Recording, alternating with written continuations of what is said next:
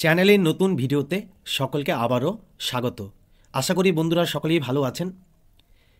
ভিডিওর থাম্বনেল দেখে বুঝতে পেরে গেছেন ভিডিওটাই কিসের উপর নির্ভর করে তৈরি করা হয়েছে। হ্যাঁ, আপনারা জানেন যে 2024 সালে আবার নতুন করে ওয়েস্টবেঙ্গল পুলিশ কনস্টেবলে একটি পরীক্ষা হতে চলেছে, যার ভ্যাকেন্সি প্রায় 12,000 মতো। কিন্তু এই পরীক্ষা নিয়ে একটি বিশেষ খবর বেরিয়ে এসেছে।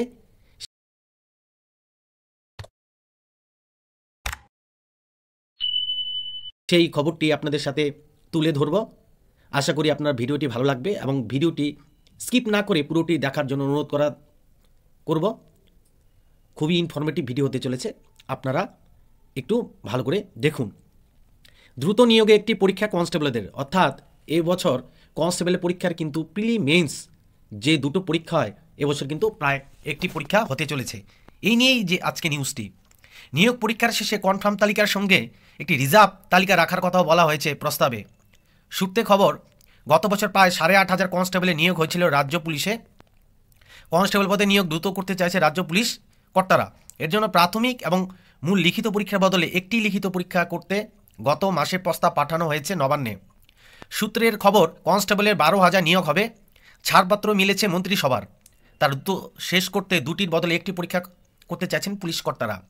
নবান্ন সূত্রের খবর, বর্তমানে কনস্টেবলের নিয়োগে প্রথমে প্রাথমিক অর্থাৎ প্রিলি পরীক্ষা হয়, তারপর শারীরিক মাপঝোঁক এবং দক্ষতা পরীক্ষায় উত্তীর্ণ হলে মূলত লিখিত পরীক্ষা পরে হয়ে থাকে। তাতেই পাশ করলে মৌখিক পরীক্ষা। এক সরকারি কর্তা জানান, পুরো প্রক্রিয়া প্রশিক্ষণ পর্ব শেষ করতে 6 মাসের বেশি সময় লাগছে। ওই সময় কমাতে একটি লিখিত পরীক্ষা করার প্রস্তাব করা হয়েছে। নিয়োগ পরীক্ষা শেষে কনফার্ম তালিকার সঙ্গে একটি রিজার্ভ বা অতিরিক্ত তালিকা রাখার কথাও বলা হয়েছে প্রস্তাবে। গত বছর প্রায় 8,500 কনস্টেবল নিয়োগ হয়েছিল রাজ্যের পুলিশে।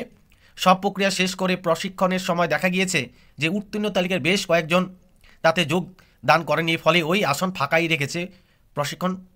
রেখেই প্রশিক্ষণ শুরু হয়। পুলিশের একাংশের দাবি, তা এড়াতেই ওই রিজার্ভ তালিকা তৈরি করা হবে।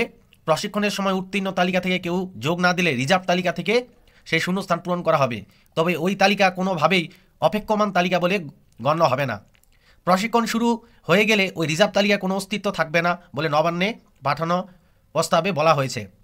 নবান্নে বিচারাধীন ওই প্রস্তাবে এই 12,000 পদের মধ্যে অন্তত 15% সিভিক ভলেন্টিয়ারের জন্য সংরক্ষিত রাখা হয়েছে। আগে ছিল 10%, বর্তমানে বেড়ে 15% কথা বলা হয়েছে। এটি ছিল আজকের মূল আপডেট। তাহলে আপনারা বুঝতেই পেরেছেন, এবছর দুটো পরীক্ষা বাদ দিয়ে একটি পরীক্ষা হবে এবং পিইটি পিএমটি হবে, তারপর ইন্টারভিউ হবে, তারপর ম্যারিট লিস্ট বেরোবে, সেখানে রিজার্ভ সংরক্ষণ পদ্ধতি মেনে রাখা হবে ওয়েটিং লিস্ট। সেখান থেকেই যতটা সংখ্যক রিকোয়ারমেন্ট ততটা সংখ্যক প্রশিক্ষণে পাঠানো হবে। তাহলে কিন্তু একটি ধাপ কমে যাবে এবং খুবই অল্প সময়ের মধ্যেই পরীক্ষাটা সম্পূর্ণ করা সম্ভব হবে এবং নিয়োগপত্র হাতে কিন্তু অতি তাড়াতাড়ি পাওয়া যাবে।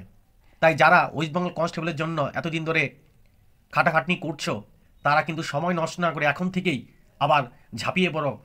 কেননা কিছুদিনের মধ্যেই কিন্তু নোটিফিকেশন বেরিয়ে যাবে, আর নোটিফিকেশন বেরোলেই কিন্তু পরীক্ষা বেশি সময় লাগবে না, পরীক্ষা করিয়ে নেবে। কেননা অনেকটা পদ্ধতি কাটছাট করে অল্প সময়ের মধ্যে করার প্রচেষ্টা চলছে।